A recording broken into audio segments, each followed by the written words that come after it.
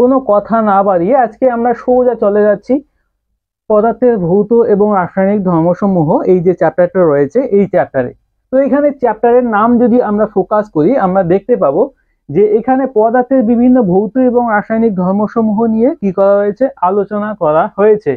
তো কোনো কিছু সম্বন্ধে আমরা যদি আলোচনা করতে যাই সবার প্রথমে তাকে তো আমাদের জানতে হবে, না হলে কিভাবে আলোচনা করব, তাই না? তো এখানে যেহেতু পদার্থের বিভিন্ন ধর্ম নিয়ে আলোচনা করা রয়েছে, তাই এখানে পদার্থকে সবার প্রথমে আমাদের জানতে হবে। তো পদার্থকে সবার প্রথমে আমাদের জানা দরকার। আচ্ছা, পদার্থকে আমরা যদি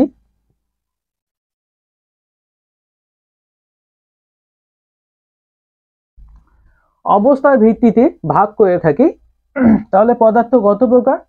পদার্থকে অবস্থার ভিত্তিতে যদি আমরা ভাগ করে থাকি তাহলে পদার্থ আমাদের তিন প্রকার। একটা হচ্ছে কিসের ভিত্তিতে? অবস্থার ভিত্তিতে।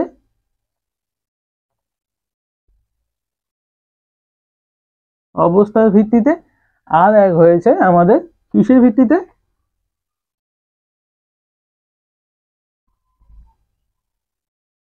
গঠন এর ভিত্তিতে। গঠনের ভিত্তিতে। তো অবস্থার ভিত্তিতে পদার্থ আমাদের কত প্রকার? তিন প্রকার। কত প্রকার? তিন প্রকার। তো তিন প্রকার কি কি? এক হচ্ছে কঠিন, দুই তরল, আর তৃতীয় আমাদের কি? গ্যাসীয়, তাই না? হলো। অবস্থার ভিত্তিতে আমাদের পদার্থ কত প্রকার? কঠিন, তরল, গ্যাসীয়, এই তিন প্রকার। এবার গঠনের ভিত্তিতে পদার্থ কত প্রকার? পদার্থ দুই প্রকার। কি কি? এক মৌলিক পদার্থ। মৌলিক পদার্থ। আর এক প্রকার যেটা রয়েছে সেটা হচ্ছে আমাদের যৌগিক পদার্থ।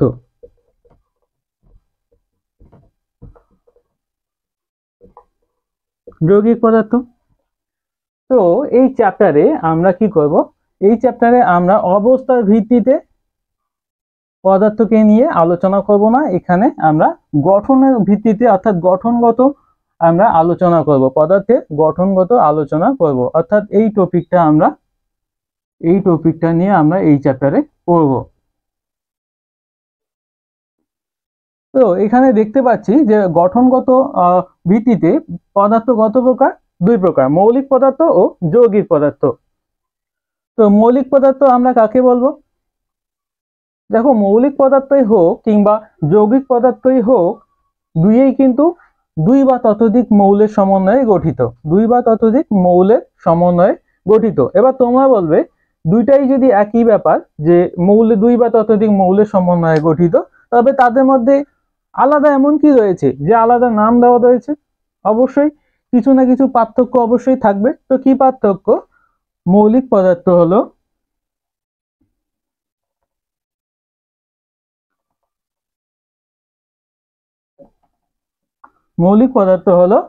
দুই বা ততোধিক একই মৌলের সমন্বয়ে গঠিত। দুই বা ততোধিক দুই বা ততোধিক একই মৌলের সমন্বয়ে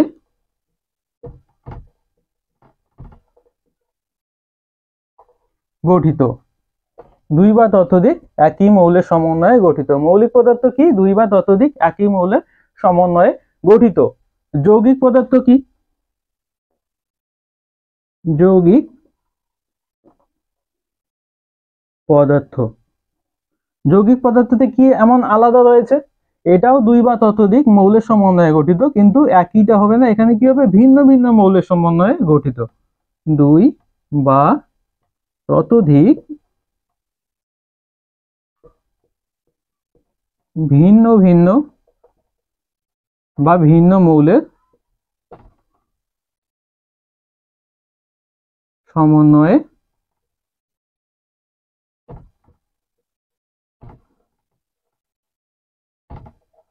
গঠিত।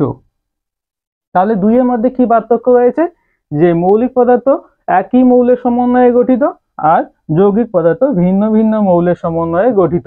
মৌলিক পদার্থের উদাহরণ কি হবে, একই মৌল দিয়ে গঠিত এমন কোন যৌগ রয়েছে?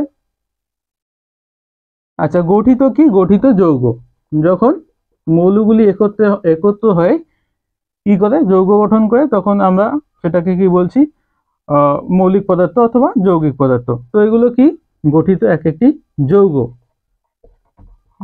কি এগুলো যৌগ।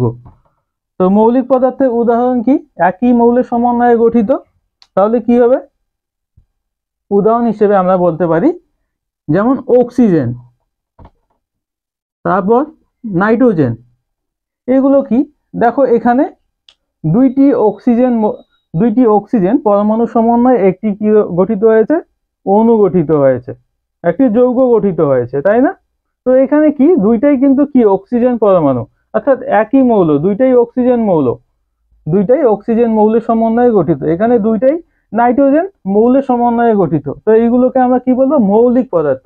ওকে, মৌলিক পদার্থ। যৌগিক পদার্থ আমরা কাকে বলছি, যৌগিক পদার্থ আমরা তাকে বলছি যেটা ভিন্ন ভিন্ন মৌলের সমন্বয়ে গঠিত যৌগ। কি কি উদাহরণ হতে পারে, অনেক কিছু উদাহরণ রয়েছে, যেমন কি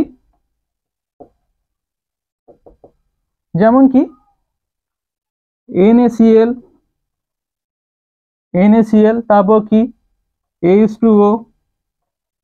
এগুলো হচ্ছে আমাদের যৌগিক পদার্থের উদাহরণ, যেখানে কি ভিন্ন ভিন্ন মৌল রয়েছে। যেমন এখানে কি কি মৌল রয়েছে, এটাকে কি বলছি আমরা, সোডিয়াম ক্লোরাইড, খাদ্য লবণের সংকেত, তাই না? তো এখানে কি কি রয়েছে, সোডিয়াম রয়েছে আর ক্লোরিন রয়েছে, এই দুইটাই ভিন্ন ভিন্ন মৌল। এখানে হাইড্রোজেন অক্সিজেন, যেটা জলের সংকেত, হাইড্রোজেন এবং অক্সিজেনের সমন্বয়ে কি গঠিত হয়েছে, যৌগ গঠিত হয়েছে, জল গঠিত হয়েছে। তো দেখতে পাচ্ছি যে ভিন্ন ভিন্ন মৌলের সমন্বয়ে কি হচ্ছে, গঠিত হচ্ছে। এগুলোকে আমরা কি বলবো, মৌলিক পদার্থ এবং যৌগিক পদার্থ বলবো। ঠিক আছে, দুইটাই ক্লিয়ার হয়ে গেল আমাদের। তো দেখো, মৌলিক পদার্থই হোক কিংবা যৌগিক পদার্থই হোক, এই দুইই কিন্তু আমাদের কিসের সমন্বয়ে গঠিত হচ্ছে, মৌলের সমন্বয়ে গঠিত হচ্ছে, তাই না? তো মৌল কি জিনিস সেটা আমাদের জানা দরকার। মৌল কি জিনিস, তো এটা আমাদের এখন জানা দরকার। মৌল কি, মৌল হলো যেখানে একটি মাত্র পরমাণু থাকবে, যেখানে একটি মাত্র পরমাণু থাকবে। প্রতিটি মৌলে কি থাকবে, একটি মাত্র পরমাণু থাকবে। অর্থাৎ প্রতিটি মৌল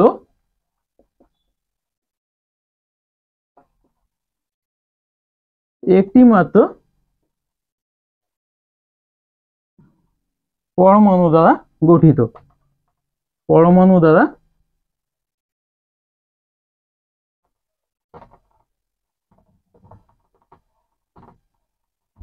প্রতিটি মৌল কি হচ্ছে, একটি মাত্র পরমাণু দ্বারা গঠিত হচ্ছে।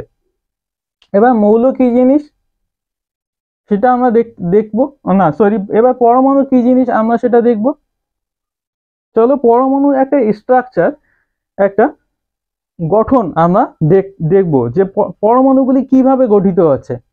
এ খুবই ইম্পর্টেন্ট একটা বিষয় যে পরমাণুটি কিভাবে গঠিত হয় দেখব। সেখানে কি কি থাকছে, আমাদের পরমাণুর মধ্যে থাকবে ইলেকট্রন, প্রোটন এবং নিউট্রন, একটি মাত্র নিউক্লিয়াস, যেগুলো আমরা একটা গঠনের সাহায্যে দেখব এখন।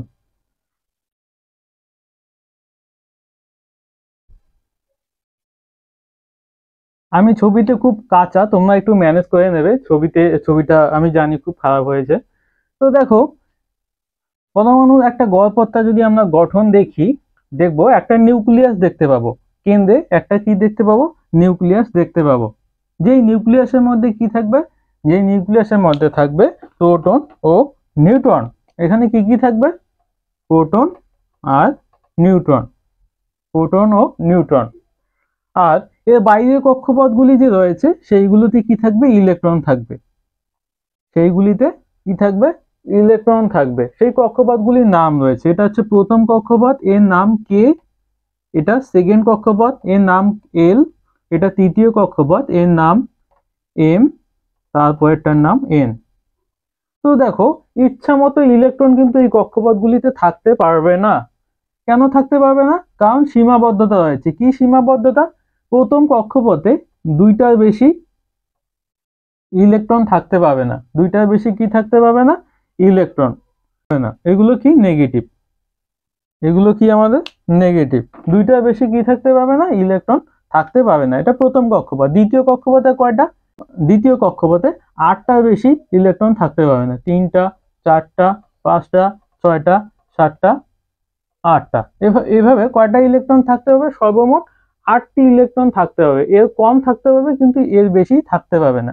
তো প্রথম কক্ষপথে কে সমান সমান আমাদের কে সমান সমান আমাদের কি কয়টা, প্রথম কক্ষপথে সবচেয়ে বেশি 2টা, তারপরে কক্ষপথে সবচেয়ে বেশি কয়টা, 8টা, তারপরে কক্ষপথে সবচেয়ে বেশি কয়টা ইলেকট্রন থাকতে হবে, 18টি, 18টি, তারপরে কক্ষপথে লাস্ট কক্ষপথ যেটা, এখানে সবচেয়ে বেশি কয়টা ইলেকট্রন থাকতে হবে, 32টি ইলেকট্রন থাকতে পাবে। বোঝা গেল? তো একটা জিনিস তোমরা দেখবে যে এই নিউক্লিয়াসের ভিতরে কি কি থাকছে, আমাদের প্রোটন ও নিউট্রন, আর নিউক্লিয়াসের বাইরে কি থাকছে, ইলেকট্রন থাকছে। তো এই নিউক্লিয়াসের মধ্যে যে প্রোটন ও নিউট্রন থাকছে, তার মধ্যে নিউট্রন হচ্ছে আমাদের না পজিটিভ না নেগেটিভ, নিস্তড়িত, নিউট্রন হচ্ছে আমাদের কি নিস্তড়িত, আর প্রোটনটা হচ্ছে কি, প্রোটনটা হচ্ছে ধনাত্মক, যেটাকে আমরা কি বলছি পজিটিভ, তাই না? এবং বাইরে যে ইলেকট্রনগুলো আমরা দেখতে পাচ্ছি সেই ইলেকট্রনগুলি কি নেগেটিভ। আর একটা ব্যাপার তোমরা মনে রাখবে যে নিউক্লিয়াসের ভিতরে যত সংখ্যক প্রোটন থাকবে, নিউক্লিয়াসের বাইরে অর্থাৎ তত সংখ্যক কি থাকবে, ইলেকট্রন থাকবে। অর্থাৎ কোনো পরমাণুতে নিউট্রন সংখ্যা যতগুলি থাকবে, প্রোটন সংখ্যাও ঠিক ততগুলি থাকবে। দেখো নিউট্রন তো নিস্তড়িত, প্রোটন পজিটিভ, ইলেকট্রন নেগেটিভ, তো প্রোটন যতগুলি ইলেকট্রন ততগুলি, তাহলে পরমাণুটি আমাদের কি হয়ে যাচ্ছে, পরমাণুটি আমাদের নিস্তড়িত। অর্থাৎ তোমরা এটা মনে রাখবে যে প্রতিটি পরমাণু কি হয়, যে কোনো মৌলের পরমাণু নিস্তড়িত হয়। নিস্তড়িত কেন হয়, খুব ইম্পর্টেন্ট কোশ্চেন, তোমাদের পরীক্ষায় আসবে যে পরমাণুগুলি নিস্তড়িত হয় কেন, যে কোনো মৌলের পরমাণু নিস্তড়িত হয় কেন। নিস্তড়িত হওয়ার কারণ হলো এটাই যে পরমাণুর কেন্দ্রে যে নিউক্লিয়াস রয়েছে, সেই নিউক্লিয়াসে যত সংখ্যক পজিটিভ আধান, পজিটিভ আধান কাকে বলছি, প্রোটনকে পজিটিভ আধান বলছি, যত সংখ্যক পজিটিভ আধান থাকবে, প্রোটন থাকবে নিউক্লিয়াসের বাইরে, তত সংখ্যক কি থাকবে, ঋণাত্মক আধান থাকবে, নেগেটিভ আধান থাকবে, তত সংখ্যক কি ঋণাত্মক আধান বা নেগেটিভ আধান থাকবে। অর্থাৎ যতগুলি প্রোটন থাকবে নিউক্লিয়াসের মধ্যে, নিউক্লিয়াসের বাইরেও ততগুলি ইলেকট্রন থাকবে। প্লাসের আধিক্য না মাইনাসের আধিক্য, অর্থাৎ প্লাস মাইনাস দুই দিক থেকে কি হয়ে যাচ্ছে, সমান হয়ে যাচ্ছে না, তাই আমরা এটাকে কি বলছি, নিস্তড়িত। ওকে, নিস্তড়িত, বোঝা গেল? আচ্ছা, দেখো আমরা সোডিয়ামের পরমাণু গঠন যদি লক্ষ্য করি, দেখবো সোডিয়ামের মধ্যে প্রোটন সংখ্যা অর্থাৎ পারমাণবিক সংখ্যা, একটু পরে আমরা আসবো পারমাণবিক সংখ্যা, ভর সংখ্যা কি, একটু পরে আসবো। এখন মনে রাখো যে পারমাণবিক সংখ্যা কত, সোডিয়ামের পারমাণবিক সংখ্যা কত, 11। অর্থাৎ পারমাণবিক সংখ্যা মানে আমাদের প্রোটন সংখ্যা, প্রোটন সংখ্যা কত, সোডিয়ামের 11। তো প্রোটন সংখ্যা যদি 11 হয়, আমরা জানি ইলেকট্রন সংখ্যা কত হবে, 11 হবে। তাই ইলেকট্রন বিন্যাসটা আমরা একবার দেখি, কার, সোডিয়ামের, সোডিয়াম পরমাণুর গঠন। ওকে, সোডিয়াম পরমাণুর গঠন। তো আমরা জানি কেন্দ্রে কি থাকে, নিউক্লিয়াস থাকে, যার মধ্যে কি থাকে, নিউট্রন আর প্রোটন থাকে। একটু বড় করে আঁকাই, নিউট্রন থাকে আর প্রোটন থাকে। এর বাইরের কক্ষপথে, আচ্ছা এটা কি, এগুলো এটা আমাদের পুরোটা নিউক্লিয়াস। এর বাইরের কক্ষপথে কি থাকবে, এর বাইরের কক্ষপথে কি থাকবে, ইলেকট্রন থাকবে। তো প্রথম কক্ষপথে সর্বমোট কয়টি ইলেকট্রন থাকতে পারে, সবচেয়ে বেশি 2টি ইলেকট্রন থাকতে পারে। এবার তারপরে কক্ষপথে কয়টি ইলেকট্রন থাকতে পারে, তারপরে কক্ষপথে আমরা জানি কয়টি, 8টি ইলেকট্রন থাকতে পারে। তো সোডিয়ামের কয়টি ইলেকট্রন, আমরা বলছি সোডিয়ামের 11টি ইলেকট্রন। যেহেতু প্রোটন সংখ্যা কয়টি, যেহেতু প্রোটন সংখ্যা 11টি, তাই আমাদের ইলেকট্রন সংখ্যা কত হবে, 11টি। তো প্রথম কক্ষপথে 2টি ইলেকট্রন থাকছে, তারপরে কক্ষপথে আমরা জানি সবচেয়ে বেশি কয়টি ইলেকট্রন থাকতে পারবে? 8টি ইলেকট্রন। 2 3 4 5 6 7 8। তো 8টি হয়ে গেল কয়টি? 2টি 8টি 10টি। আরো কয়টি ইলেকট্রন বাকি রয়েছে? 1টি ইলেকট্রন, তাই না? এই 1টি ইলেকট্রন তারপরে কক্ষপথে, এটা কোন কক্ষপথ কে বলবে? এটা এম কক্ষপথ, তাই না? এটা কে, এটা এল, এটা এম। এম কক্ষপথে এম কক্ষপথে কয়টি ইলেকট্রন থাকবে? বাকি 1টি ইলেকট্রন এই কক্ষপথে থাকবে। বোঝা গেল? দেখো এখানে 4টি কক্ষপথই কিন্তু নেই, যতগুলি দরকার ততগুলি কক্ষপথ রয়েছে। এখানে 3টি কক্ষপথ দরকার, 3টি কক্ষপথই রয়েছে। বোঝা গেল? তো এইরকম হচ্ছে আমাদের পরমাণুর গঠন। যে কোনো মৌলের পরমাণু গঠন আমরা এভাবে আঁকতে পারি। আচ্ছা, মৌলগুলিকে আমরা কিভাবে লিখব? মৌল চিহ্ন যদি আমাদের এক্স হয়, মৌল চিহ্ন যদি আমাদের কি হয়? মৌল চিহ্ন যদি আমাদের এক্স হয়, হ্যাঁ, চিহ্ন, প্রতিটি মৌলকে কিন্তু আমরা চিহ্ন দিয়ে লিখি। চিহ্ন আছে, প্রতিটি মৌলের জন্য চিহ্ন আছে। তো ধরে নিলাম সেই চিহ্নটি এক্স। ওকে, এবার সেই মৌলটিকে আমরা কিভাবে রিপ্রেজেন্ট করব? এখানে জেড লেখা হয়, দেখবে এখানে এ, এটা এখানেও লেখে, এখানেও লেখে, কোনো ব্যাপার না, দুইটাই সমান। বোঝা গেল? তো এটা হচ্ছে আমাদের মৌলের চিহ্ন। আর এটা কি? এটা কি? এটা আমাদের কি? জেডটা হচ্ছে আমাদের পারমাণবিক সংখ্যা। পারমাণবিক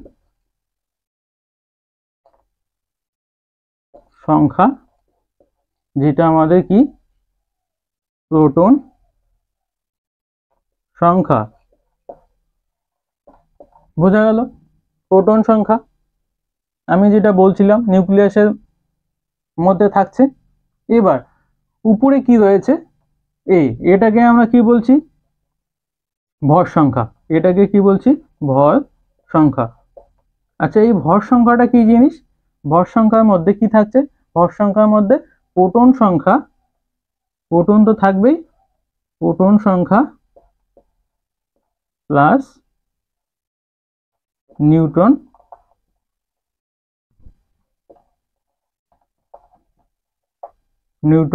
সংখ্যা। বোঝা গেল? তো কোন মৌলকে আমরা কিভাবে লিখি? এইভাবে সাজিয়ে লিখি যে মৌলটির যে নিচে যে সংখ্যা দেওয়া থাকবে সেই সংখ্যাটি হবে আমাদের পারমাণবিক সংখ্যা বা প্রোটন সংখ্যা, আর উপরে যে সংখ্যা দেওয়া থাকবে সেই সংখ্যাটি হলো আমাদের ভর সংখ্যা। যে ভর সংখ্যার মধ্যে আমাদের কি কি থাকছে? প্রোটন সংখ্যা, নিউট্রন সংখ্যার সমষ্টি। তো এখান থেকে আমরা প্রোটন সংখ্যা পেলাম। আচ্ছা, এটা প্রোটন এবং নিউট্রন সংখ্যার সমষ্টি। তো এখান থেকে আমরা নিউট্রন সংখ্যাও পেয়ে যাব। এ থেকে যদি জেড বিয়োগ করি, এখানে প্রোটন সংখ্যা নিউট্রন সংখ্যার সমষ্টি, সেখান থেকে আমরা যদি এই প্রোটন সংখ্যা বাদ দিই, আমরা কি নিউট্রন সংখ্যাও পেয়ে যাব। এবার যে ইলেকট্রন সংখ্যা, সেটাও পাবো না। আমরা জানি প্রোটন সংখ্যা যত হয় ইলেকট্রন সংখ্যা কত হয়? ততই হয়। তো কোনো মৌলের এইভাবে যদি প্রকাশ করা হয়ে থাকে, সেখানে আমরা প্রোটন, নিউট্রন, ইলেকট্রন সব কি করতে পারি? বের করতে পারি। তো মৌলগুলিকে কিভাবে লেখা হয়? এই আকারে আমরা লিখি। বোঝা গেল এতটুকু? আচ্ছা, এবার চলে আসি পরের পার্টে। এই যে মৌলগুলির কথা বললাম, এই মৌলগুলিকে বিজ্ঞানী মেন্ডেলিভ একটি টেবিল অর্থাৎ সারণীর সাহায্যে তিনি সাজিয়েছেন। তিনি সেখানে সে সময় যে মৌলগুলি আবিষ্কৃত হয়েছে সেই মৌলগুলিকে তিনি কি করেছেন? একটি টেবিলের সাহায্যে সাজিয়েছেন। আমি সেটা তোমাদের স্ক্রিনে দেখিয়ে দিচ্ছি। দেখো, সেখানে দেখতে পাবে তোমরা, সেখানে রয়েছে 7টি পর্যায়। কয়টি পর্যায় রয়েছে? 7টি পর্যায় রয়েছে। আচ্ছা, পর্যায় কাকে বলছি? এই যে অনুভূমিক যে সারিগুলি, এরকম কয়টি সারি আছে? 7টি সারি রয়েছে। কয়টি সারি? 7টি।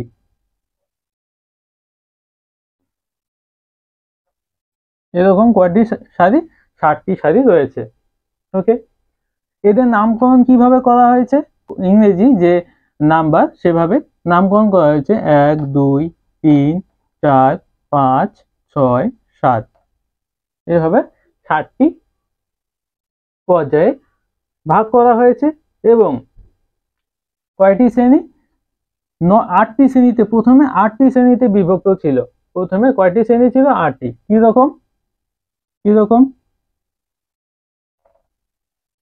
1 2 3 4 5 6 7 8, এরকম 8টি সারিতে সারি। এগুলোকে আমরা কি বলছি? শ্রেণী বলছি।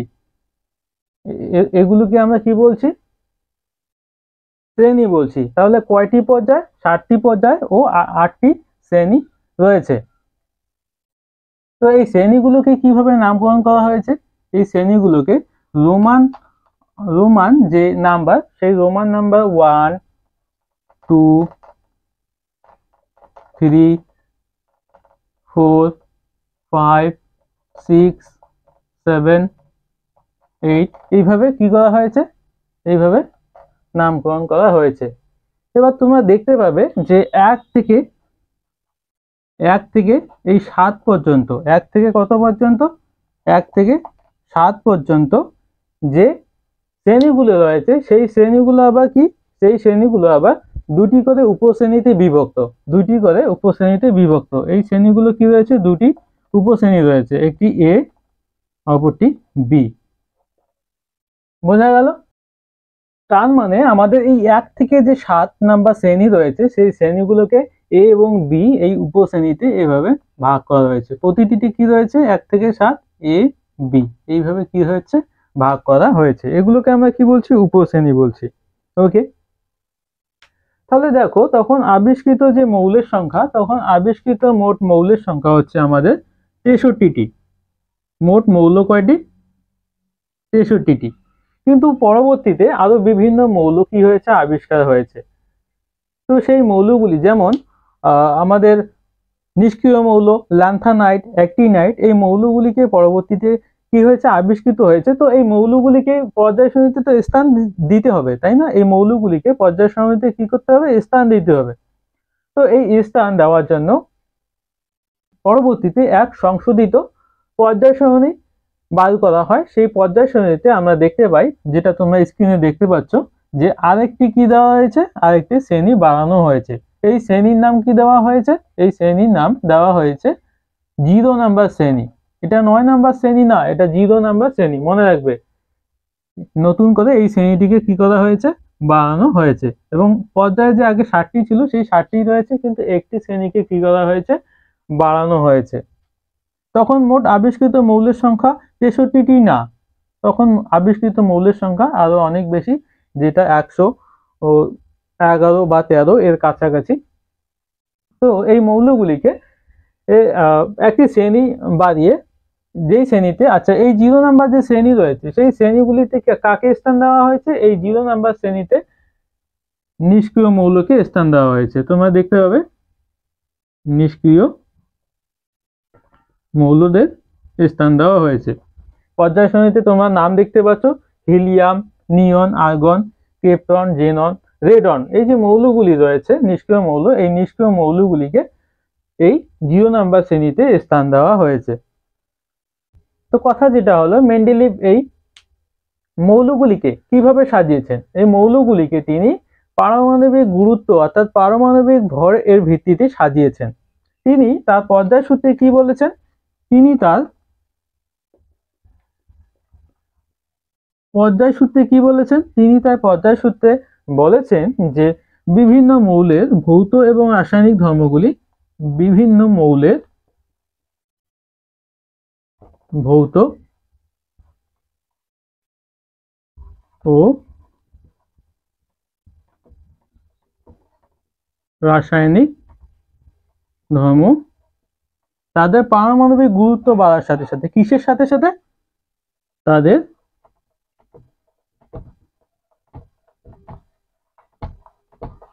পারমাণবিক গুরুত্ব বাড়ার সাথে সাথে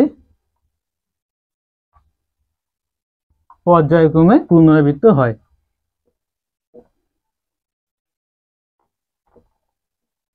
পর্যায়ক্রমে কি হয়? পুনরাবৃত্ত হয়। ওকে, ঠিক আছে। তাহলে তিনি তার পর্যায় সূত্রে কি বলেছেন, এটা খুব ইম্পর্টেন্ট, এটা পরীক্ষায় আসে তোমাদের। এই পর্যায় সূত্রে তিনি বলেছেন যে বিভিন্ন মৌলের ভৌত এবং রাসায়নিক ধর্মগুলিকে পারমাণবিক গুরুত্ব বাড়ার সাথে সাথে পর্যায়ক্রমে পুনরাবৃত্ত হতে তিনি দেখেছেন, তাই না? তাহলে তিনি যে দেখেছেন যে পারমাণবিক গুরুত্ব বাড়ার সাথে সাথে পর্যায়ক্রমে পুনরাবৃত্ত হচ্ছে, তাহলে তার মানে কি? তার মানে হলো তিনি এই যে মৌলগুলিকে যে পর্যায় সারণীতে তিনি সাজিয়েছেন, সেই মৌলগুলিকে তিনি পারমাণবিক গুরুত্ব আকারে সাজিয়েছেন, পারমাণবিক গুরুত্ব অনুযায়ী সাজিয়েছেন। কিন্তু পরবর্তীতে কিছু ত্রুটি দেখা যায় তার এই যে পর্যায় সারণী, সেই পর্যায় সারণীতে কি ত্রুটি রয়েছে? তোমরা যদি পর্যায় সারণীটি ভালো করে লক্ষ্য করো, তোমরা সেখানে দেখবে যে আর্গন, নিষ্ক্রিয় মৌল কি? আর্গন এর পারমাণবিক ভর তোমরা দেখতে পাবে কত? এর পারমাণবিক ভর অর্থাৎ পারমাণবিক গুরুত্ব কত? 40। তোমরা মনে রাখবে পারমাণবিক গুরুত্ব এবং পারমাণবিক ভর কিন্তু একই জিনিস, খেয়াল রাখবে। তো আর্গনের পারমাণবিক ভর কত? 40। এবার তোমরা দেখবে সেখানে পটাশিয়াম এর পারমাণবিক ভর কত? পটাশিয়ামের পারমাণবিক ভর 39। তো তার কথা অনুযায়ী যদি তিনি পারমাণবিক গুরুত্ব অনুযায়ী সাজিয়ে থাকেন, তাহলে প্রথমে কার স্থান? প্রথমে পটাশিয়ামের স্থান, তারপর কিন্তু আর্গনের স্থান হচ্ছে, তাই নয় কি? কিন্তু সেই পর্যায় সারণীতে তোমরা দেখতে পাবে যে আর্গনকে প্রথমে স্থান দেওয়া হয়েছে, তারপরে পটাশিয়ামকে স্থান দেওয়া হয়েছে। তাহলে এটা তার পর্যায় সারণীর একটা ত্রুটি, এটা তার পর্যায় সারণীর একটা ত্রুটি। পরীক্ষায় আসবে যে মেন্ডেলিফের পর্যায় সারণীর ত্রুটিগুলি কি। মনে রাখবে এর প্রথম ত্রুটি কি? তিনি যে পারমাণবিক গুরুত্ব অনুযায়ী সাজিয়েছেন, কিন্তু আমরা দেখতে পাচ্ছি যে পারমাণবিক গুরুত্ব অনুযায়ী সাজালে পটাশিয়ামকে আগে স্থান দেওয়া উচিত, কিন্তু আগে স্থান পেয়েছে কে? আর্গন। এবার দ্বিতীয় ত্রুটিতে আমরা চলে যাই। দ্বিতীয় ত্রুটিটা কি? দ্বিতীয় ত্রুটি জানার জন্য আমাদের সবার প্রথমে জানতে হবে আইসোবার আর আইসোটোন কি জিনিস। আমি একটু আগে তোমাদের বললাম যে যে কোনো মৌলকে আমরা কিভাবে প্রকাশ করি। এটা যদি মৌলের চিহ্ন হয়, এটা জেড, তার পারমাণবিক সংখ্যা এ, ভর সংখ্যা, যেখানে কি? যেখানে এক্স কি? চিহ্ন, মৌলের চিহ্ন। কার চিহ্ন? মৌলের চিহ্ন। জেড পারমাণবিক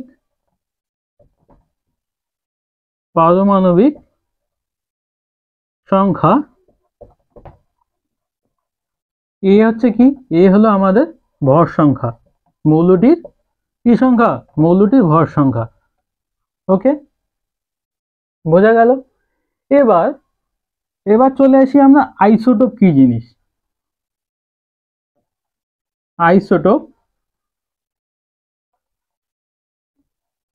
আইসোটোপ কি জিনিস? আইসোটোপের ক্ষেত্রে কি হবে? আইসোটোপের ক্ষেত্রে পারমাণবিক সংখ্যা একই থাকবে, কিন্তু ভর সংখ্যা আলাদা হবে। পারমাণবিক সংখ্যা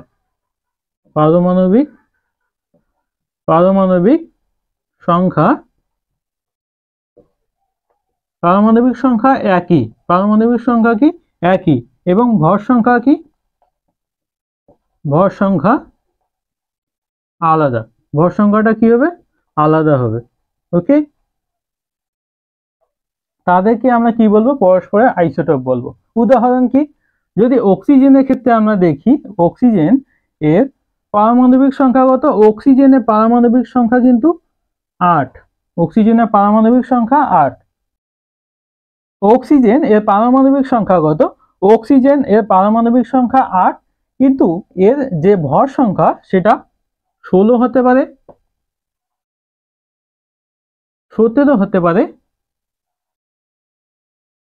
18 হতে পারে।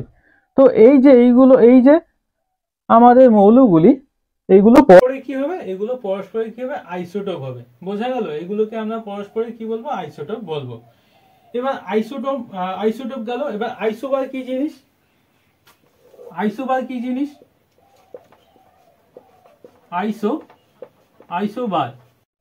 আইসোবার কাকে বলবো? যে পারমাণবিক সংখ্যা আলাদা হবে, কিন্তু ভর সংখ্যা কি হবে?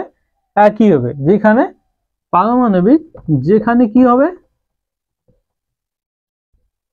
যেখানে পারমাণবিক সংখ্যা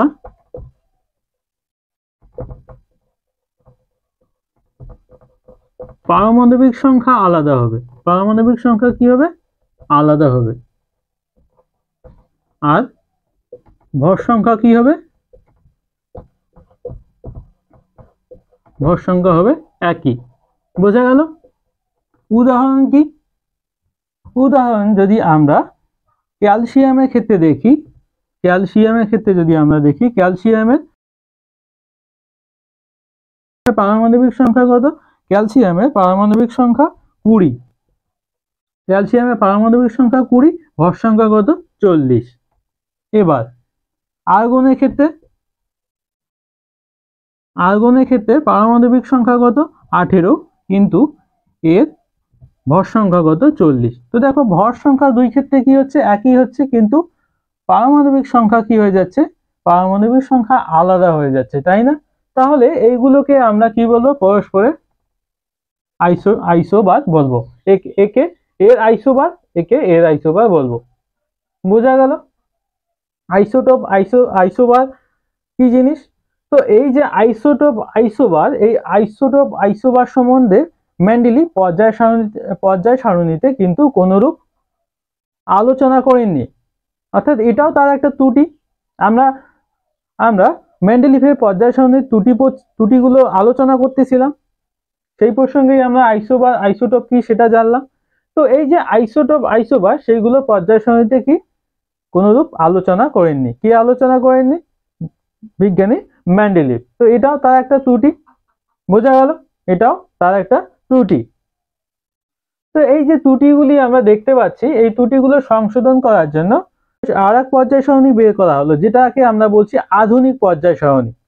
তো সেই পর্যায় সারণীতে তোমরা স্ক্রিনে দেখতে পাচ্ছ যে এই পর্যায় সারণীতে কয়টি পর্যায়? এই পর্যায় সারণীতে দেখতে পাচ্ছি আমরা 60টি পর্যায় আর 18টি শ্রেণী রয়েছে।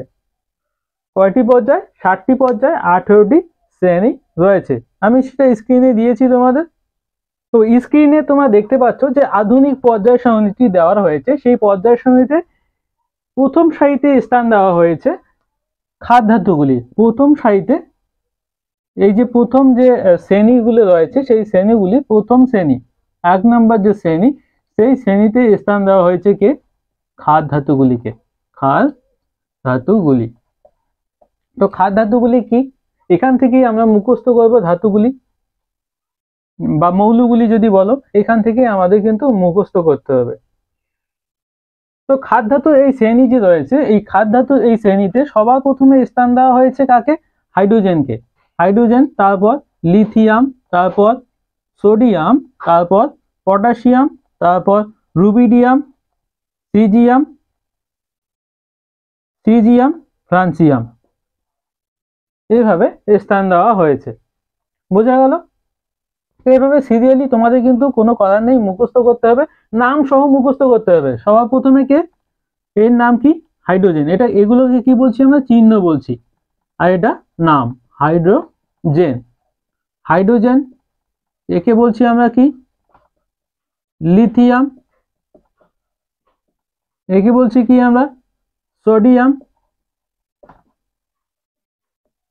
সোডিয়াম, একে বলছি কি? পটাশিয়াম।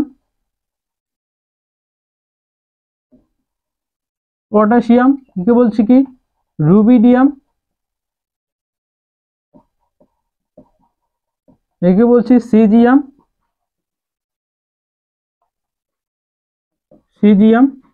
আর এফআর, এটাকে বলছি আমরা কি? ফ্রান্সিয়াম। কি নাম? ফ্রান্সিয়াম। এইভাবে তোমাদের সিরিয়ালি কিন্তু মুখস্থ করতে হবে। Hydrogen, lithium, sodium, potassium, rubidium, caesium, francium. তো এই মৌলগুলি পরমাণু ক্রমাঙ্ক কিভাবে আমরা বার করব? সবার প্রথমে যে মৌল, তার পারমাণবিক সংখ্যা, সেই পারমাণবিক সংখ্যা কিন্তু আমাদের মুখস্থ করতে হবে। হাইড্রোজেনেরটা মুখস্থ করতে হবে, বাকিগুলো আমরা বের করতে পারবো। হাইড্রোজেনের 1। তো বাকিগুলো কিভাবে বার করব? তার জন্য আমাদের একটা নাম্বার মনে রাখতে হবে। সেই নাম্বারগুলি হচ্ছে 2, 8, 8, 18, 18, 32। এই সংখ্যাগুলি আমাদের মুখস্থ করতে হবে। তাহলে আমরা বাকি যে সংখ্যাগুলি হয়েছে, সেই সংখ্যাগুলি বার করতে পারবো। সমস্ত যে শ্রেণী আছে সমস্ত শ্রেণী আমরা প্রথমজন যদি জানতে পারি তাহলে পরেরগুলো বার করতে পারবো। কিভাবে বার করবো? হাইড্রোজেনের স্থান কোথায়? প্রথম পর্যায়ে হলে প্রথম থেকে আমাদের যোগ করে এগোতে হবে। বোঝা গেল না? বুঝাচ্ছি। একের সাথে কি করব? 2 যোগ করব। একের সাথে 2 যোগ করব, কত আসবে? 3। তাহলে লিথিয়ামের কত? 3। তারপর 3 এর সাথে কত যোগ করব? 8 যোগ করব। 8 যোগ করলে 11। সোডিয়ামের পরমাণু ক্রমাঙ্ক কত? 11। ব্যাস, এইভাবে আমরা বার করব। তারপরের জন কত হবে? তাড়াতাড়ি বার করো। আবার 8 যোগ করব, কত হবে? 19। রুবিডিয়ামের সাথে আবার কত কি করব? আগের সাথে কি করব? 18 যোগ করব। কে আসবে? রুবিডিয়াম। তো কত আসবে? 37। সিজিয়াম কত আসবে? আবার 18 যোগ করো, কত আসবে? 55 আসবে, তাই না? ফ্রান্সিয়াম কত আসবে? 32 যোগ করো, 5 2 কত? 7, 5 3 8, 87। তো এইভাবে আমরা যে শ্রেণী বরাবর যে মৌলগুলি রয়েছে সেই মৌলগুলি পরমাণু ক্রমাঙ্ক কত হবে তা আমরা এইভাবে বার করতে পারবো। শুধু কি সংখ্যাগুলো আমাদের কি করতে হবে? মনে রাখতে হবে। সংখ্যাগুলো আমাদের মনে রাখতে হবে। ওকে, এবার খাদ ধাতু হচ্ছে প্রথম শ্রেণীতে স্থান দেওয়া হয়েছে। এবার যে দ্বিতীয় যে শ্রেণী রয়েছে সেই দ্বিতীয় শ্রেণীতে কাকে স্থান দেওয়া হয়েছে? সেই দ্বিতীয় শ্রেণীতে স্থান দেওয়া হয়েছে ক্ষারীয় মৃত্তিকা ধাতুকে। দ্বিতীয় শ্রেণীতে স্থান দেওয়া হয়েছে কাকে? ক্ষারীয় মৃত্তিকা ধাতুকে। সবার প্রথমে রয়েছে বেরিলিয়াম, তারপরে ম্যাগনেসিয়াম, তারপর ক্যালসিয়াম, তারপর স্ট্রনসিয়াম, তারপর barium, magnesium, calcium, strontium, barium, radium, আরে বোঝা গেল? তো আমাদের সবার প্রথমে বেরিলিয়াম এর আচ্ছা নামগুলো কি কি হবে?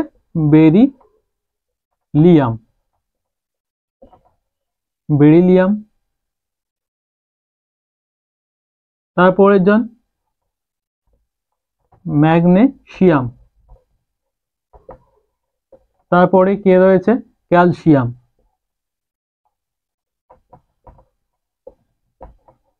তারপর কে রয়েছে? স্ট্রনসিয়াম,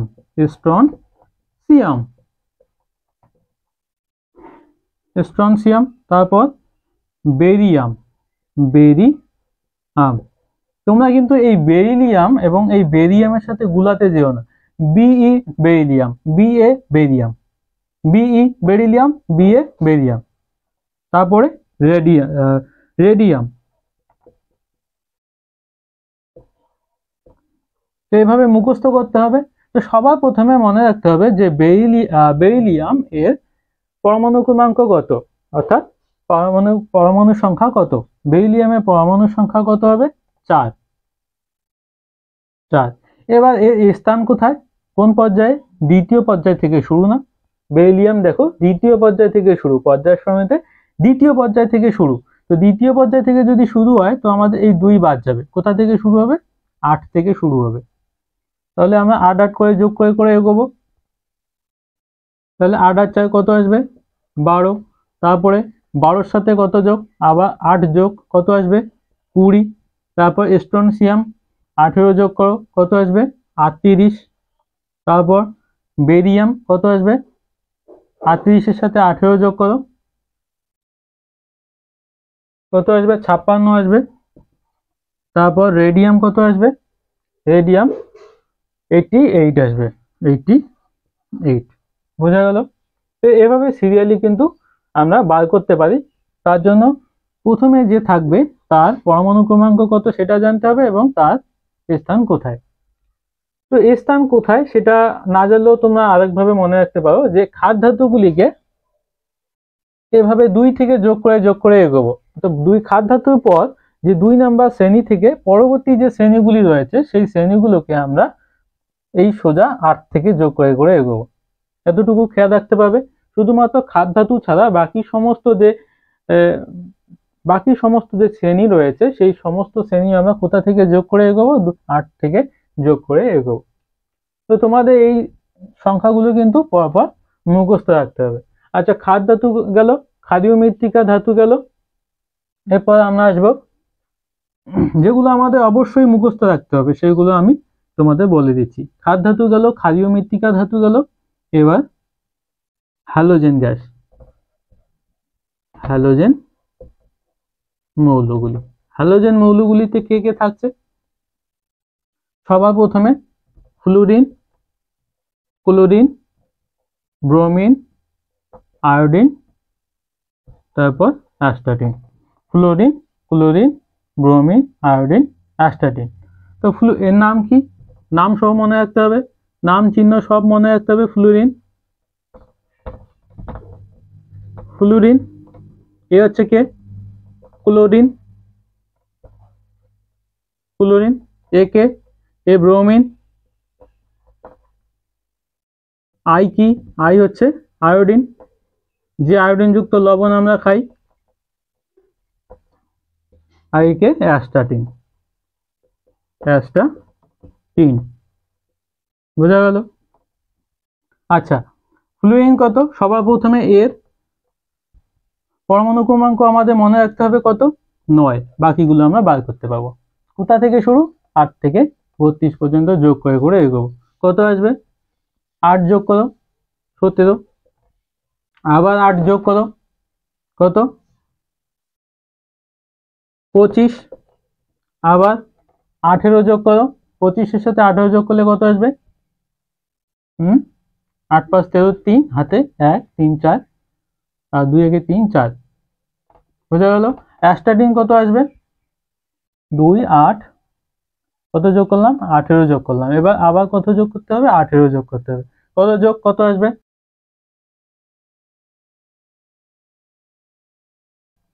তো এইভাবে যে হ্যালোজেন মৌলগুলো, সেই মৌলগুলি আমরা চিনে গেলাম। এগুলো সিরিয়ালি কিন্তু তোমাদের মুখস্থ রাখতে হবে, কিছু করার নেই। এরপর সব থেকে যেটা বেশি ইম্পর্টেন্ট, একদম ঠোঁটস্থ রাখতে হবে, সেটা হলো আমাদের কি? নিষ্ক্রিয় গ্যাস। সেটা হলো আমাদের নিষ্ক্রিয় গ্যাস। তো নিষ্ক্রিয় গ্যাসগুলি ইলেকট্রন বিন্যাস চলো এবার দেখে নেই। আচ্ছা, এই যে হ্যালোজেন বললাম, হ্যালোজেন মৌলগুলির স্থান কোথায় পর্যায় সারণীতে? 17 নাম্বার শ্রেণীতে। মনে রাখবে, কত নাম্বার শ্রেণীতে? 17 নাম্বার শ্রেণীতে। এবার আমরা চলে আসবো যে নিষ্ক্রিয় গ্যাস।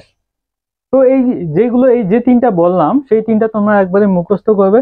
আর এই যে ইসে বলছি, নিষ্ক্রিয় গ্যাসগুলির কথা বলছি, নিষ্ক্রিয় গ্যাসগুলিকে তোমরা কিন্তু মুখস্থও না, ঠোঁটস্থ করবে। বোঝা গেল? তো এই নিষ্ক্রিয় গ্যাসগুলির স্থান কোথায়? লাস্ট শ্রেণী, 18 নম্বর শ্রেণীতে নিষ্ক্রিয় গ্যাসগুলির স্থান দেওয়া হয়েছে। এটা কোথায়? আধুনিক দীর্ঘ পর্যায় সারণীতে। যেটা মেন্ডেলিফের পর্যায় সারণীতে কত নম্বর শ্রেণী? 9ম শ্রেণী, যেটা হচ্ছে 0 নম্বর শ্রেণী, তাই না? তো এই যে 18 নম্বর যে শ্রেণীতে এই যে নিষ্ক্রিয় মৌলগুলির স্থান দেওয়া হয়েছে, সেই নিষ্ক্রিয় মৌলগুলি কি কি? চলো দেখি। Helium, helium. আচ্ছা, সবার প্রথমে লিখে দিই যেগুলো কি নিষ্ক্রিয়, নিষ্ক্রিয় মৌল। বোঝা গেল? এগুলো কি আমাদের নিষ্ক্রিয় মৌল। তো নিষ্ক্রিয় মৌলগুলি কি কি? Helium, neon, argon, krypton, xenon, radon. বোঝা গেল? Helium, neon, argon, krypton, xenon, radon. নাম তো মনে রাখতেই হবে, কিছু করার নেই। হিলিয়াম, হিলিয়াম মুখস্থ করতে হবে serially. Helium, neon, argon, krypton,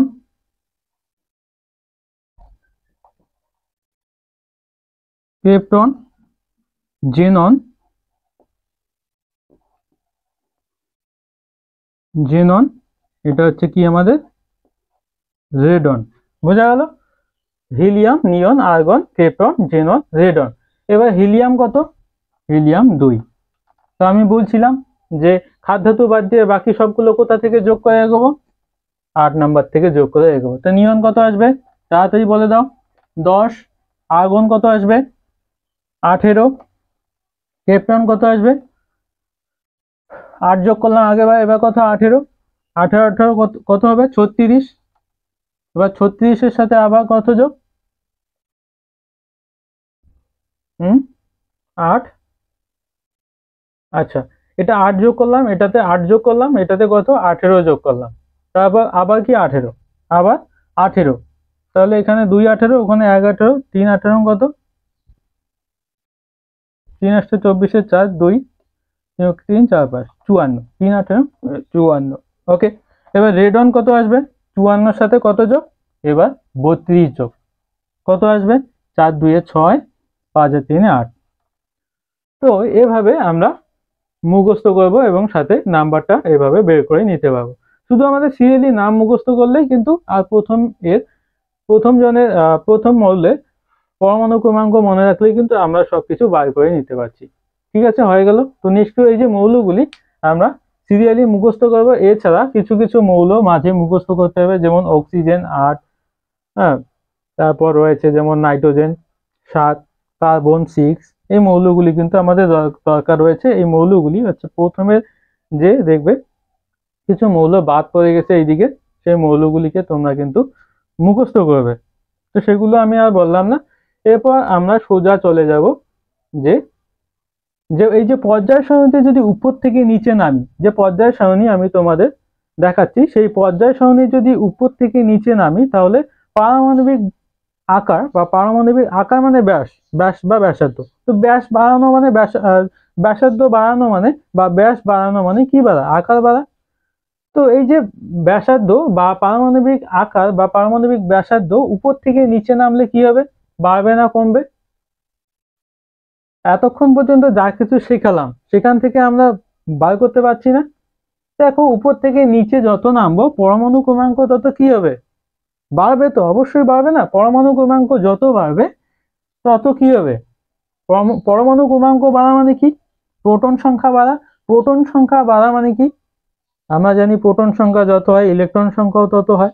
তো প্রোটন সংখ্যা বাড়া মানে নিউক্লিয়াসটা বাড়া। নিউক্লিয়াস আবার এদিকে নিউক্লিয়াসও যেমন বাড়ছে, তেমন কি ইলেকট্রন বাড়ছে। ইলেকট্রন বাড়া মানে কি? স্তরগুলো কি হচ্ছে, অর্থাৎ ইলেকট্রনের যে কক্ষপথগুলো সেইগুলো কি হচ্ছে? বেড়ে যাচ্ছে। তো উপর থেকে নিচে নামলে কি হবে? পারমাণবিক আকার পর্যায় সারণীর উপর থেকে নিচে নামলে যে পারমাণবিক আকার আমরা বলছি, সেই পারমাণবিক আকার কি হবে? সেই পারমাণবিক আকার উপর থেকে নিচে নামলে বৃদ্ধি পাবে।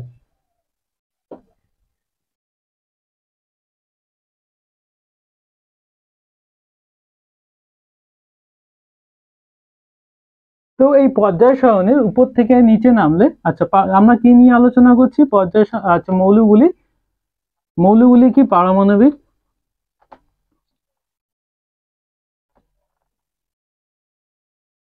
পারমাণবিক আকার। ঠিক আছে, মৌলগুলি পারমাণবিক আকার। তো পারমাণবিক আকার কি হচ্ছে? উপর থেকে নিচে নামলে, উপর থেকে নিচে, উপর থেকে যদি নিচে নামে কি হচ্ছে? আকার কি হচ্ছে? বড় হচ্ছে। পারমাণবিক আকার বা পারমাণবিক কি বলতে পারি? ব্যাসার্ধ বলতে পারি, বা ব্যাসার্ধ কি হচ্ছে? বৃদ্ধি পাচ্ছে। তাহলে উপর থেকে যদি নিচে নামলে পারমাণবিক আকার বৃদ্ধি পায়, তাহলে নিচ থেকে উপরে উঠলে কি হবে? হ্রাস পাবে, তাই না? এবার চলে এসে বাম দিক থেকে ডান দিকে। বাম দিক থেকে যদি ডান দিকে যাই, তাহলে কি হবে? বাম দিক থেকে ডান দিকে গেলে পর্যায় সারণী যদি বাম দিক থেকে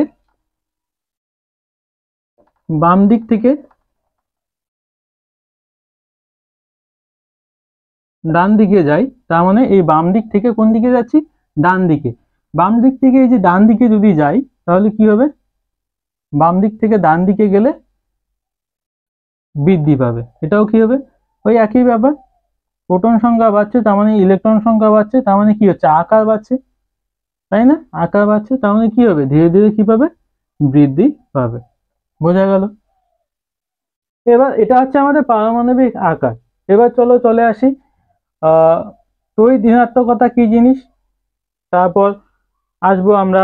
আচ্ছা, সবার প্রথমে এরপর আমরা আয়নাইজেশন শক্তি কি সেটা আমরা দেখে নিই। আয়নাইজেশন শক্তি কি জিনিস? আমি যখন সোডিয়ামের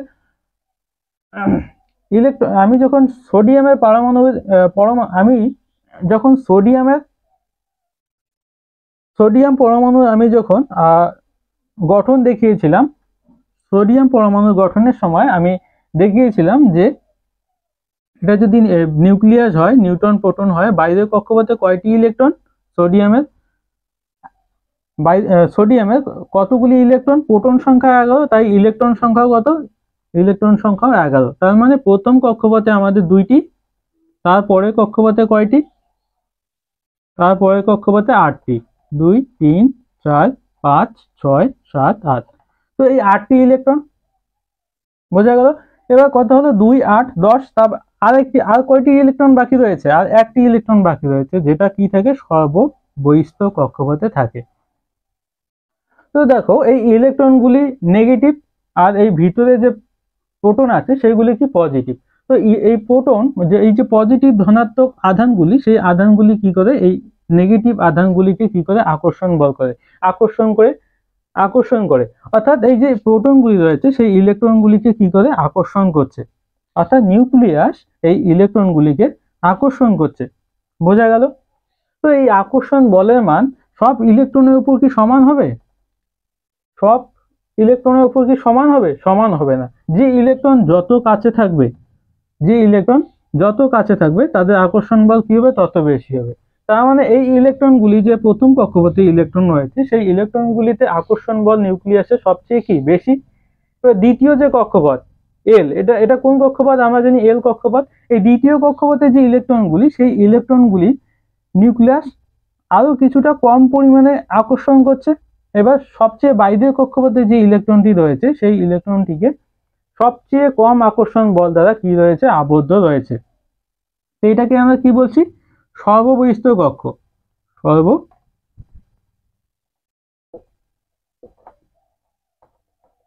এগুলোকে, এই কক্ষপথটাকে আমরা কি বলছি? সর্ববহিস্থ কক্ষপথ। বোঝা গেল? এবার এই সর্ববহিস্থ কক্ষপথের যে ইলেকট্রনটি, সেই ইলেকট্রনটি কিন্তু আলগাভাবে আবদ্ধ রয়েছে এখানে। কেন আলগাভাবে আবদ্ধ বললাম? যে এর উপর আকর্ষণ বলটা কি রয়েছে? খুবই কম রয়েছে। তাই এই ইলেকট্রনটাকে কিন্তু বার করতে খুব কম পরিমাণ শক্তির প্রয়োজন। তো আয়নাইজেশন শক্তি কি? আয়নাইজেশন শক্তি হলো এই বাইরের কক্ষপথে যে ইলেকট্রনটা রয়েছে, সবচেয়ে বাইরের কক্ষপথে ইলেকট্রনকে বের করে নিয়ে আসতে যে পরিমাণ শক্তির প্রয়োজন হয়, ভূমি স্তর, বা এটাকে ভূমি স্তর বলছি, বা সর্বনিম্ন, আমরা কি বলছি? এটাকে ভূমি স্তর বলছি, বা সর্ববহিস্থ কক্ষ বলছি, অথবা কি বলছি? সর্বনিম্ন শক্তি স্তর। অর্থাৎ এই স্তরে যে ইলেকট্রন রয়েছে সেইগুলো শক্তি কি? খুব কম। অর্থাৎ এইগুলোকে খুব অল্প পরিমাণ শক্তি দিলেই কি হয়ে আসে? বার হয়ে আসে। তো আমাদের আয়নাইজেশন শক্তি কি? খুব ইম্পর্টেন্ট জিনিস, একটু খেয়াল করো যে আয়নাইজেশন শক্তি বলছে যে ভূমি স্তরে থাকা বা সর্বনিম্ন শক্তি স্তরে থাকা যে আলগাভাবে আবদ্ধ যে ইলেকট্রনটা, সেই ইলেকট্রন থেকে নিউক্লিয়াসের আকর্ষণ বল থেকে, সেই ইলেকট্রনটিকে নিউক্লিয়াসের যে আকর্ষণ বল রয়েছে, এই নিউক্লিয়াসের যে আকর্ষণ বল রয়েছে, সেই আকর্ষণ বল থেকে বাইরে বের করে নিয়ে যেতে যে পরিমাণ শক্তির প্রয়োজন। বোঝা গেল? এই ইলেকট্রনটিকে আমরা যদি বার করে নিয়ে আসতে চাই, সেই নিয়ে আসতে যে পরিমাণ শক্তির প্রয়োজন হবে, সেই শক্তিকে আমরা কি বলবো? আয়নাইজেশন শক্তি। বোঝা গেল? তো এই আয়নাইজেশন শক্তি কি হবে যদি উপর থেকে নিচে নামি? আচ্ছা, এই যে আয়নাইজেশন শক্তির কথা বললাম, এই আয়নাইজেশন শক্তির মান উপর থেকে নিচে নামলে কি হয়? উপর থেকে নিচে নামলে কমে। এবং বাম দিক থেকে যদি ডান দিকে যাই, বাম থেকে ডানে যাই, তাহলে কি হবে? বাম থেকে ডানে গেলে বাড়বে। বোঝা গেল? মনে রাখবে, এই আয়নাইজেশন শক্তির মান যদি উপর থেকে নিচে নামি কি হবে? কমবে। এবং বাম থেকে যদি ডানে যাই কি হবে? বাড়বে। বোঝা গেল? এবার চলে আসি আমরা তড়িৎ ঋণাত্মকতা। কি? তড়িৎ ঋণাত্মকতা বা ইলেকট্রোনেগেটিভিটি কি জিনিস আমরা সেটা দেখে নিচ্ছি। দেখো, তড়িৎ ঋণাত্মকতা হলো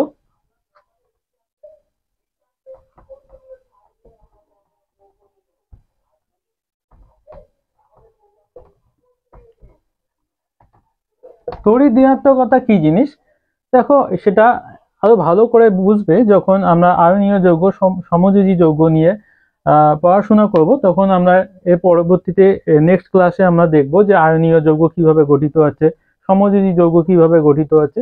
জাস্ট এখানে মনে রাখো, যখন দুই বা ততোধিক মৌল নিয়ে যখন যৌগ গঠিত হয় তখন দুই ভাবে হয়।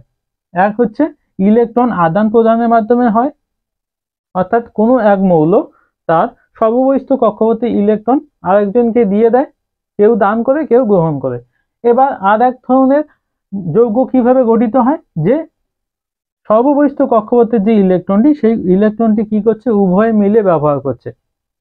দেখো এক্ষেত্রে জলের অণু গঠন হওয়ার সময় কি হচ্ছে, হাইড্রোজেনের সর্ববহিস্থ কক্ষপথে কয়টি ইলেকট্রন, একটি ইলেকট্রন। অক্সিজেনের সর্ববহিস্থ কক্ষপথে কয়টি ইলেকট্রন, অক্সিজেনের পরমাণু ক্রমাঙ্ক 8, তো প্রথম কক্ষপথে 2টি, পরের কক্ষপথে কয়টি, 6টি। তো আমি উপরে 2টা দিলাম, নিচে 2টা, আর সাইডে একটা একটা করে 2টা। এবার এই হাইড্রোজেনের সর্ববহিস্থ কক্ষপথে এখানে কয়টি হলো, 6টি, এখানে কয়টি, 6টি। এবার এই হাইড্রোজেনের সর্ববহিস্থ কক্ষপথে ইলেকট্রন কয়টি, একটি। তো দেখো যখন এরা যৌগ গঠন করবে, এই মৌলগুলি যখন একসাথে যৌগ গঠন করবে তখন কি হবে, এই হাইড্রোজেনের যে সর্ববহিস্থ কক্ষপথের যে এই ইলেকট্রনটি, এই ইলেকট্রন অক্সিজেনের এই ইলেকট্রন এর সাহায্যে কি করবে, বন্ডিং গঠন করবে। এবার এইদিকে যে এই হাইড্রোজেন একটা সর্ববহিস্থ কক্ষপথে ইলেকট্রন আছে, এই ইলেকট্রনটি কি করবে, এই অক্সিজেনের যে ইলেকট্রন তার সাথে কি করবে, বন্ধন গঠন করবে। এবার অক্সিজেনের ছিল কয়টা, 6টা। এ কি করবে, অক্সিজেনও ঠিক একইভাবে এদের 2টা ব্যবহার করবে। তো দেখো এখানে সবাই সবার কিন্তু ব্যবহার করছে, হাইড্রোজেন অক্সিজেনের ইলেকট্রন ব্যবহার করছে, এই হাইড্রোজেন অক্সিজেনের ইলেকট্রন ব্যবহার করছে, আবার অক্সিজেনও হাইড্রোজেনের ইলেকট্রন ব্যবহার করছে। তো এরা কি করছে, প্রত্যেকেই ইলেকট্রন জোট তৈরি করছে। এই হাইড্রোজেন 2টা ইলেকট্রনের জোট তৈরি করলো, অক্সিজেন 8টা ইলেকট্রনের জোট তৈরি করলো, এবং এই হাইড্রোজেন 2টা ইলেকট্রনের জোট তৈরি করলো। এই যে ইলেকট্রন জোড়গুলো এরা তৈরি করলো, এই ইলেকট্রন জোড়গুলি এরা নিজের দিকে টানার চেষ্টা করবে। এই হাইড্রোজেন এই দিকে টানার চেষ্টা করবে, এই হাইড্রোজেন কি করবে, এই ইলেকট্রন জোড়টাকে এইদিকে টানার চেষ্টা করবে, এবং অক্সিজেন কি করবে, ও নিজের দিকে অর্থাৎ কেন্দ্রীভূত করার চেষ্টা করবে। তো এই যে নিজের দিকে যে আকর্ষণ করা যে প্রবণতা, যে ইলেকট্রন জোড়গুলো তৈরি করার পর যে নিজের দিকে আকর্ষণ করার প্রবণতা, সেই প্রবণতাকেই আমরা বলছি তড়িৎ ঋণাত্মকতা। সেই প্রবণতাকেই আমরা বলছি তড়িৎ ঋণাত্মকতা। তো এই তড়িৎ ঋণাত্মকতার মান কি হয়, এই তড়িৎ ঋণাত্মকতা বা ইলেকট্রোনেগেটিভিটি যেটা বলছি ইংলিশে, সেটা কি হয়, উপর থেকে যদি নিচে নামি, সেটা যদি আমরা উপর থেকে নিচে নামি, পর্যায় সারণীর যদি উপর থেকে নিচে নামি, উপর থেকে নিচে নামি কি হবে, উপর থেকে নিচে নামলে কি হবে, তড়িৎ ঋণাত্মকতার মান কমবে, কি হবে, কমবে। আবার যদি বাম দিক থেকে ডান দিকে যাই, বাম দিক থেকে কোথায়, পর্যায় সারণীর বাম দিক থেকে ডান দিকে যাই,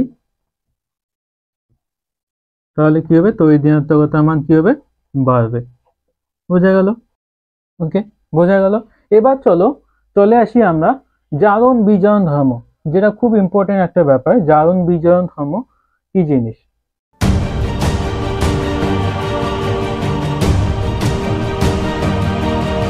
আমরা যদি হ্যালোজেন মৌলগুলির ক্ষেত্রে লক্ষ্য করি, হ্যালোজেন মৌলগুলি কি ছিল আমাদের, হ্যালোজেন মৌলগুলি ছিল আমাদের fluorine, chlorine, bromine, iodine, astatine.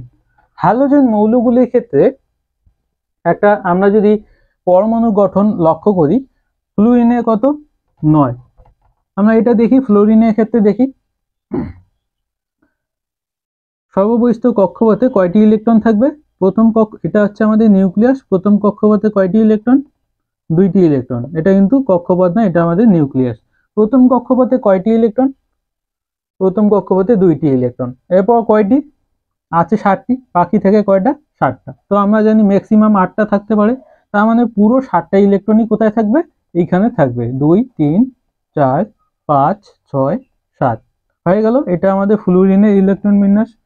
ছবিতে আমি খুব খারাপ, একটু তোমরা ম্যানেজ করে নাও, আমি ছবি খুব খারাপ আঁকতে পাই। তো এই ফ্লুরিনের ক্ষেত্রে সর্ববহিস্থ কক্ষপথে ইলেকট্রন কয়টা রয়েছে? 7টি ইলেকট্রন। তো যখন যৌগ গঠন করে, এই মৌলগুলি যখন যৌগ গঠন করে তখন কি হয়, এরা কি করে নিকটবর্তী নিষ্ক্রিয় গ্যাসে ইলেকট্রন বিন্যাস লাভ করে। আচ্ছা, নিকটবর্তী নিষ্ক্রিয় গ্যাস কে রয়েছে? 9 এর কাছাকাছি কোন নিষ্ক্রিয় গ্যাসে ইলেকট্রন কাছা 9 এর কাছাকাছি কোন নিষ্ক্রিয় মৌলের পরমাণু ক্রমাঙ্ক রয়েছে? 10। আমরা জানি নিয়ন, নিয়ন কত? 10। তাহলে ফ্লুরিন কত? 9। তো নিকটবর্তী কি করবে? নিকটবর্তী যৌগ গঠন করার সময় নিকটবর্তী নিষ্ক্রিয় গ্যাসে ইলেকট্রন বিন্যাস লাভ করার চেষ্টা করবে। তার মানে ওর আছে 9টা ইলেকট্রন, যদি ওর নিয়নে ইলেকট্রন বিন্যাস লাভ করতে চায় তাহলে ওকে কি করতে হবে? আর একটা ইলেকট্রন খুঁজতে হবে। তো ও তার মানে ওর কি হয়েছে? ইলেকট্রন গ্রহণের প্রবণতা বেশি, তো ইলেকট্রন গ্রহণের প্রবণতা থাকবে, তাই না? ফ্লুরিনে কি থাকবে? ইলেকট্রন গ্রহণের প্রবণতা থাকবে। এই ইলেকট্রন গ্রহণের যে প্রবণতা, এই প্রবণতাকে আমরা বলছি জারণ ধর্ম। বোঝা গেল? এটা জারণ ধর্ম। আচ্ছা, তার মানে যে হ্যালোজেন মৌলগুলি আমাদের রয়েছে, সেই হ্যালোজেন মৌলগুলি সবগুলোর কি ধর্ম বেশি? হ্যালোজেন মৌলগুলির ক্ষেত্রে আমরা দেখতে পাচ্ছি যে জারণ ধর্ম বেশি। আবার আমরা যদি এদিকে খাদ ধাতুগুলির ক্ষেত্রে লক্ষ্য করি, খাদ ধাতুগুলি কি ছিল? খাদ ধাতুগুলি আমাদের ছিল hydrogen, lithium, sodium, potassium, rubidium, caesium, francium. এইগুলো ছিল আমাদের কি? খাদ ধাতু।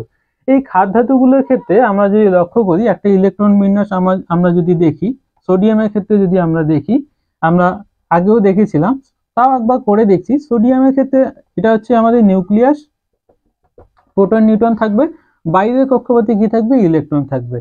তো কয়টা ইলেকট্রন থাকবে? এটা আমাদের প্রথম কক্ষপথ, প্রথম কক্ষপথে 2টি ইলেকট্রন থাকবে। পরের কক্ষপথে কয়টি ইলেকট্রন থাকবে? কয়টি?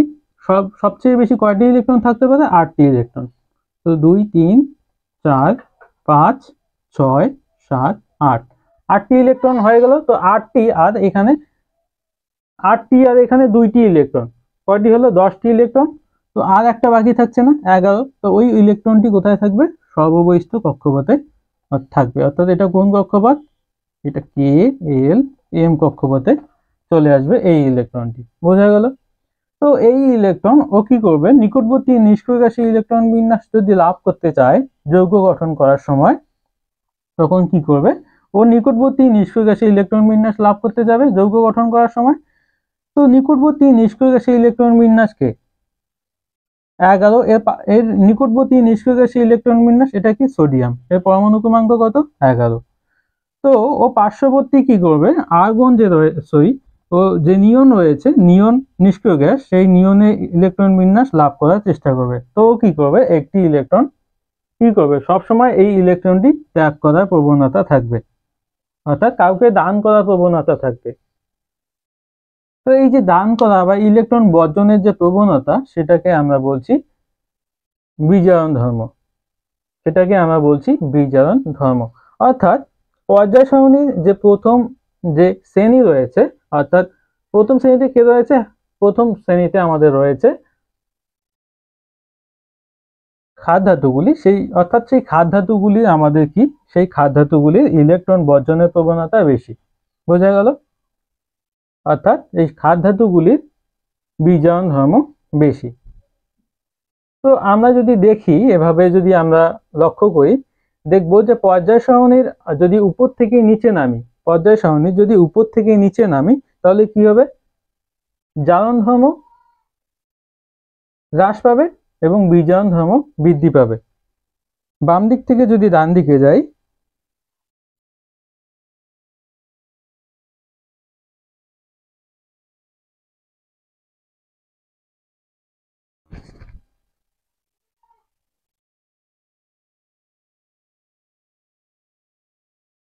তো পর্যায় সারণী আমরা যদি এভাবে বাম দিক থেকে ডান দিকে যাই, তাহলে কি হচ্ছে? আমাদের জারণ ধর্ম কি হচ্ছে? বাম দিক থেকে ডান দিকে গেলে আমাদের জারণ ধর্ম বাড়তেছে, ধীরে ধীরে আবার ডান দিক থেকে যখন আমরা বাম দিকে আসতেছি তখন বিজায়ন ধর্মটা কি হইতেছে, বিজায়ন ধর্মটা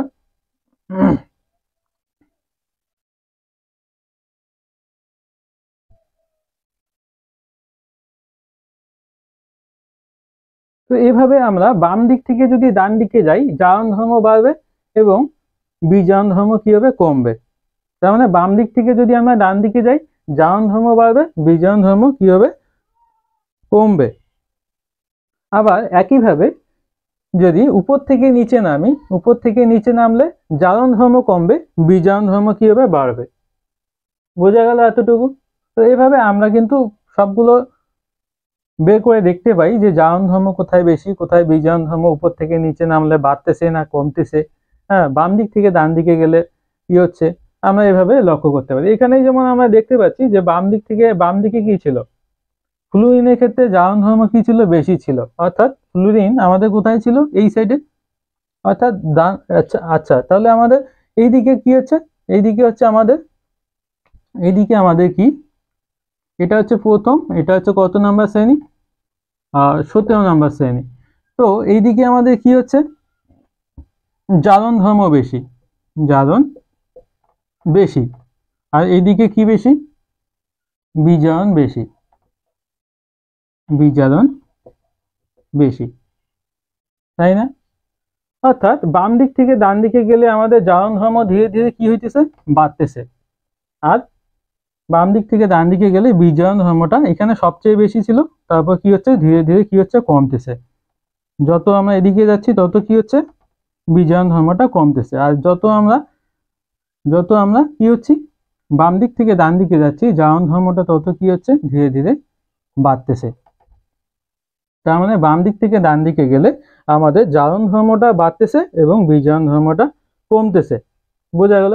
এভাবে আমরা যদি উপর থেকে নিচের দিকে নামি তাও দেখবো যে সেক্ষেত্রে আমরা দেখবো যে জারণ ধর্ম আমাদের কি হইতেছে, উপর থেকে নিচে নামলে জারণ ধর্ম কমতেছে, বিজারণ ধর্ম বাড়তেছে। তো এই ছিল আজকের ক্লাস। একটু লেন্দি ছিল ক্লাসটা, কিন্তু খুব ইম্পর্টেন্ট একটা ক্লাস। আমরা এর পরবর্তী ক্লাসে আয়নাইজেশন, সরি, আয়নীয় বিভব, সমযোজী বিভব, আমরা এর পরবর্তী ক্লাসে আয়নীয় বন্ধন অর্থাৎ তড়িৎযোজী বন্ধন বা আয়নীয় বন্ধন বা তড়িৎযোজী বন্ধন এবং সমযোজী বন্ধন কি সেগুলো আমরা শিখব। তো ক্লাসটি কেমন লাগলো অবশ্যই তোমরা কমেন্ট বক্সে জানাবে। আর ভিডিওটি যদি প্রথম দেখে থাকো তাহলে কিন্তু অবশ্যই চ্যানেলটিকে সাবস্ক্রাইব করতে ভুলবে না। জয় হিন্দ, টাটা।